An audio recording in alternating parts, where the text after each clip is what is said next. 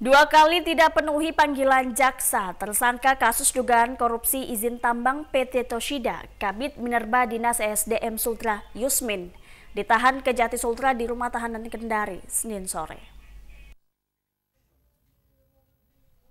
Usai menjalani pemeriksaan kurang lebih 4 jam dengan 53 pertanyaan oleh penyidik Kejaksaan Tinggi Sulawesi Tenggara, tersangka kasus dugaan korupsi izin pertambangan, Kepala Bidang Minerba Dinas ESDM Sultra Yusmin ditahan Senin sore.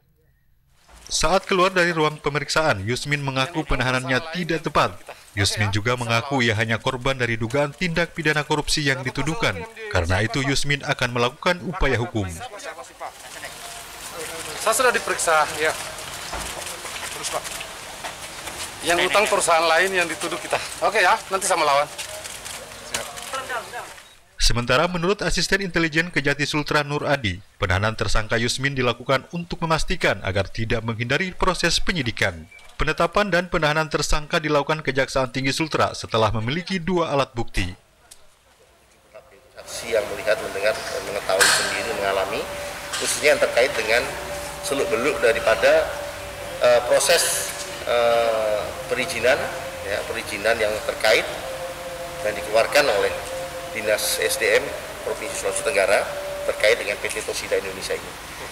Juga terkait dengan adanya kesalahan prosedur atau penyimpangan prosedur dari proses penerbitan izin itu sendiri terhadap PT Toshida Indonesia. Nah, selain alat bukti keterangan saksi, juga alat bukti berupa surat-surat, ya, alat bukti berupa surat-surat yang berkaitan dan juga dokumen-dokumen yang nanti akan dijadikan juga sebagai barang bukti fisik atau physical evidence. Dalam kasus dugaan korupsi izin tambang nikel PT Toshida Indonesia, Kejati Sultra menetapkan 4 orang tersangka, yakni mantan pelaksana tugas Kadis SDM Sultra, Kabid Minerba Dinas SDM Sultra, Direktur Utama dan General Manager PT Toshida Indonesia. Dari Kendari, Mutarudin, iNews memberitakan.